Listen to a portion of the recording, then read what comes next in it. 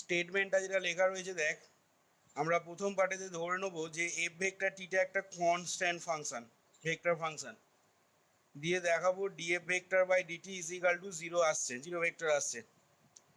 আরেকবার ধরে নেবো এই কন্ডিশনটা হোল্ড করছে ধরে নেবো, দিয়ে সেখান থেকে এফ ভেক্টর টিটা কনস্ট্যান্ট দেখাবো। তাহলে দেখ কিভাবে করছি এখানে প্রমাণটা। তাহলে প্রথমে ধরে নিচ্ছি যে লেট আস সাপোজ দ্যাট,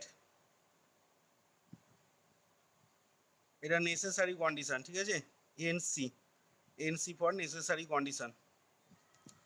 আচ্ছা let us first suppose that, তাহলে আমরা প্রথমে ধরে নিচ্ছি যে এফ ভেক্টর টিটা একটা কনস্ট্যান্ট ফাংশন। তাহলে দেখ এখান থেকে আমরা লিখতে পারবো let us suppose that f vector t be a constant. তাহলে দেখ এফ ভেক্টর টিটা যদি কনস্ট্যান্ট ফাংশন হয় তাহলে সেক্ষেত্রে কি লিখতে পারবো বল দেখি। এফ ভেক্টর টিটা যদি একটা কনস্ট্যান্ট ভেক্টর ফাংশন হয় তাহলে সেক্ষেত্রে কি লিখতে পারবো?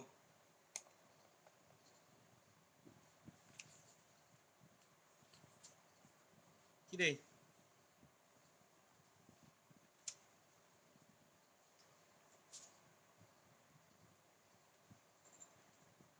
এফ ভেক্টর টিটা যদি একটা কনস্ট্যান্ট ভেক্টর ফাংশন হয় তার মানে লিখতে পারবো f vector t is equal two একটা কনস্ট্যান্ট ভেক্টর,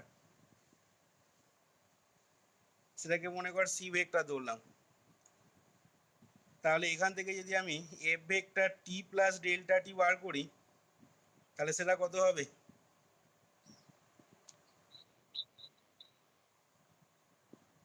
এই জিনিসটা কত লিখবো তাহলে?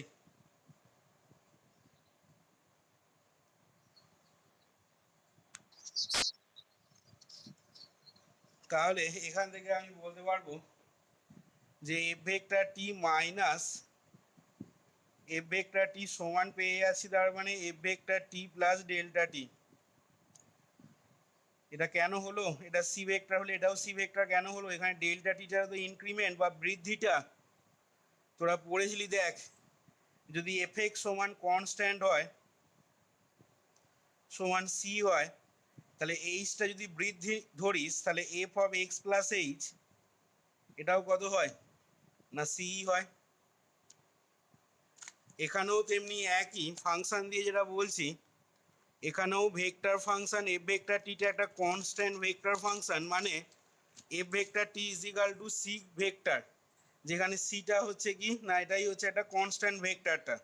তাহলে সেক্ষেত্রে তুই যদি ডেল্টা টি ইনক্রিমেন্ট নিস, ডেল্টা টিটাকে যদি ইনক্রিমেন্ট ধরিস তাহলে F vector t plus delta টি এর মানটাও কি আসবে না, এটা তো কনস্ট্যান্ট ভেক্টর হওয়ার জন্য এটাও তোর সি ভেক্টরই আসবে, যেমনটা এইখানে দেখ বললাম। F of x is equal to c বা কে যদি হয় তাহলে f of x plus h, মানে এক্সটাকে যদি বৃদ্ধি করে এক্স প্লাস এইচ করা হয় তাহলে এক্সের জায়গায় এক্স প্লাস এইচ বসালেও তোর সি থাকে। আচ্ছা তাহলে এখান থেকে আমি ডাইরেক্ট লিখে নিচ্ছি দেখ যে let us suppose that f vector t be a constant, then we have f vector t plus delta t সমানই এফ ভেক্টর টি।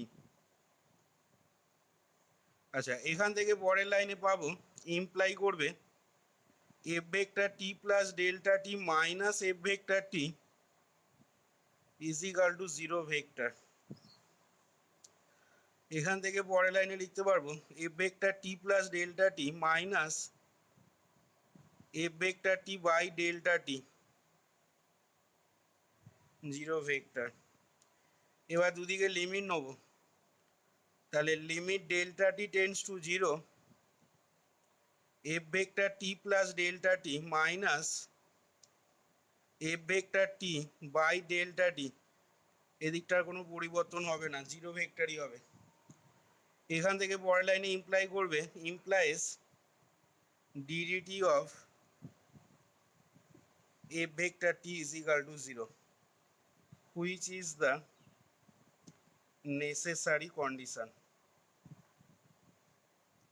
দেখ তাহলে আমরা এফ ভেক্টর টিটাকে কনস্ট্যান্ট ধরে নিয়ে আমরা দেখালাম কি না d f vector by d t is equal to দেখ জিরো এলো। এটা দেখ বুঝতে পারলি কিনা আগে দেখে নে সবাই। এখানে আমরা ধরে নিয়েছিলাম কি না এফ ভেক্টর টিটাকে একটা কনস্ট্যান্ট ধরে নিয়ে let us suppose that f vector t be a constant ধরে নিয়ে আমরা দেখালাম d f vector by dt is equal to 0 vector প্রমাণ করলাম। আচ্ছা এরপরে আসছি দেখ সাফিসিয়েন্ট কন্ডিশনটা। তাহলে সাফিসিয়েন্ট কন্ডিশনে আমাদের ধরে নিতে হবে কি ধরে নিতে হবে না এই কন্ডিশনটা হোল্ড করছে ধরে নিতে হবে। তাহলে এখান থেকে বলছি যে now to prove the sufficient condition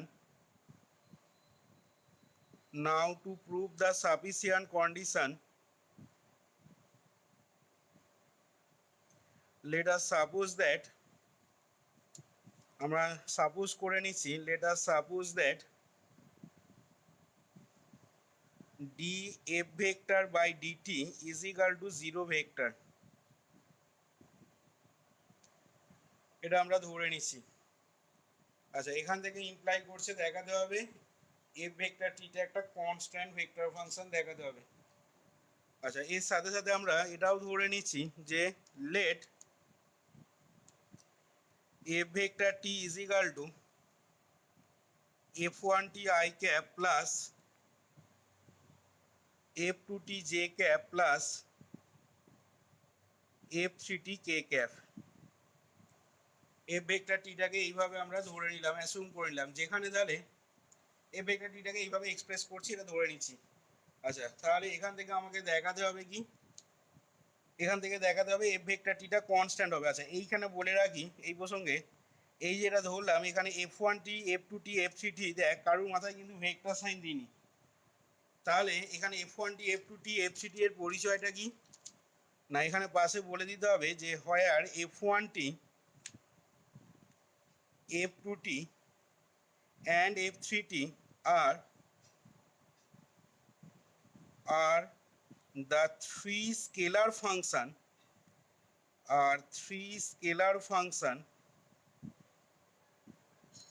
of single variable t three scalar function of single variable t f1t f2t f3t টা তিনটি স্কেলার ফাংশন ধরেছি কার না অফ সিঙ্গেল ভেরিয়েবল টি। এবার দেখ তোদের আগের দিনে ডিকম্পোজিশন অফ এ ভেক্টরে একটা থিওরি পড়ানো হয়েছিল মনে আছে ডিকম্পোজিশন অফ এ ভেক্টর। সেখানে বলা হয়েছিল যদি এফ ভেক্টর টিটা এরকম হয় তাহলে কি হয় কি প্রমাণ করেছিলাম ওখান থেকে আমি df ভেক্টর বাই ডিটি সমান প্রমাণ করেছিলাম df1 by DT i cap plus df2 by DT j cap plus df3 by DT k cap আগের দিন প্রমাণ করা হয়েছিল। তাহলে আমি সেই জিনিসটাই এবার কাজে লাগাবো এখানে। তাহলে এখান থেকে লিখছি দেখ implies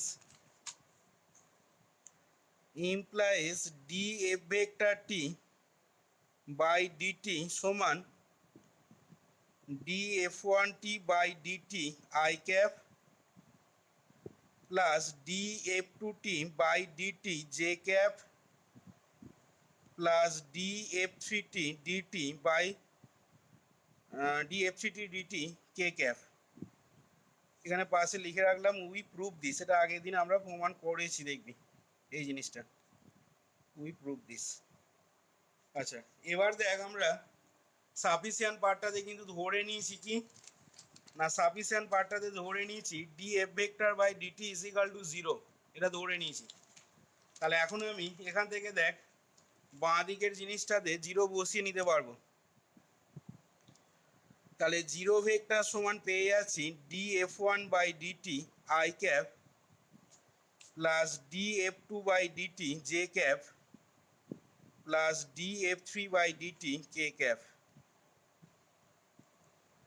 আচ্ছা এবার জিরোটাকে পরের লাইনে এখানে এরকম লিখে নিচ্ছি that is df1 dt i cap plus df2 dt j cap plus df3 by DT k cap সমান ডান দিকটাকে লিখে নিচ্ছি 0 i cap plus 0 j cap plus 0 k cap. লিখতে পারি জিরো ভেক্টরটাকে এইভাবে লেখার কারণ হচ্ছে বোথ সাইড থেকে I cap J cap K cap compare করব।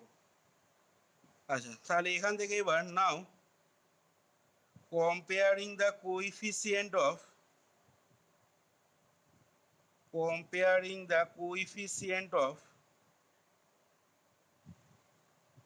I cap, j cap, k cap from both sides.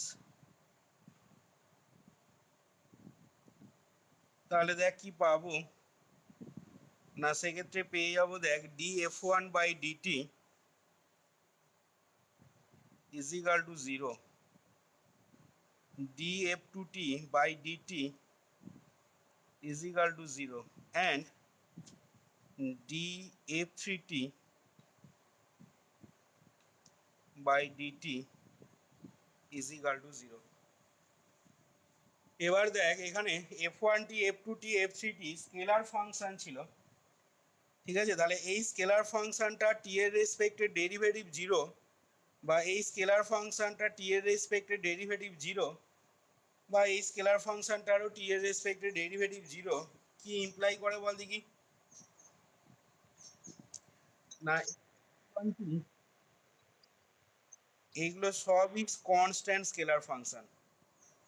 তাহলে এখান থেকে লিখে দিচ্ছি যে দিস ইমপ্লাইজ দ্যাট,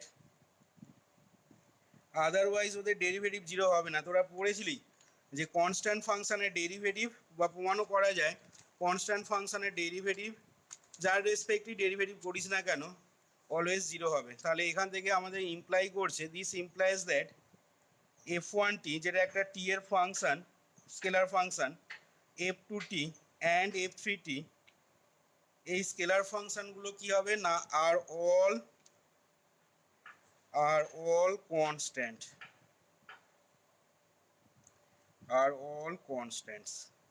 আচ্ছা this implies that the scalar function বলে লিখে নিবি, the scalar functions f1t, f2t, f3t are all constant. তাহলে দেখ এখন আমাদের f1t টা এটা কনস্ট্যান্ট হলো, f2t, f3t এগুলো সবই আমাদের দেখ কনস্ট্যান্ট পেলি, ঠিক আছে? তাহলে এগুলো যদি তিনটি কনস্ট্যান্ট হয়, তাহলে আমরা এফ ভেক্টর টিটাকে দেখ যেভাবে এক্সপ্রেস করেছিলাম, মনে করে দেখ এফ ভেক্টর টিটাকে এক্সপ্রেস করেছিলাম কিভাবে না, F vector t is equal two f1t i cap plus f1t j cap plus f3t k cap, এইভাবে তো এফ ভেক্টর টিটাকে এক্সপ্রেস করেছিলাম, যেখানে f1t, f2t, f3t এগুলো সব কনস্ট্যান্ট ফাংশন। তাহলে কনস্ট্যান্ট ফাংশন মনে কর f1t ইজ ইকুয়াল টু মনে কর 2 ধরলাম আমি, এটা কনস্ট্যান্ট ফাংশন।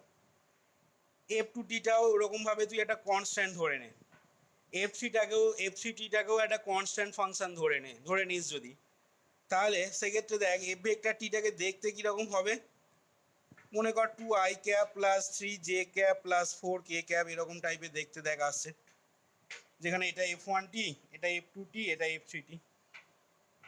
তার মানে এফ ভেক্টর টিটা সেক্ষেত্রে এই যে মানটা পাচ্ছিস এটা কি হয়ে যাচ্ছে, একটা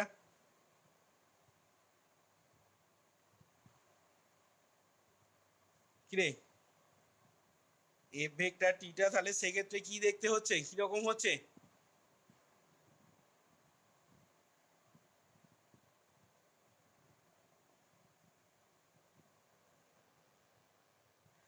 একটা কনস্ট্যান্ট ভেক্টর ফাংশন হয়ে যাচ্ছে।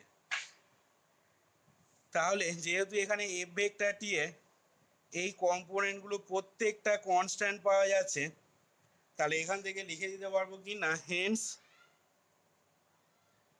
এফ ভেক্টর টি is also a constant vector function।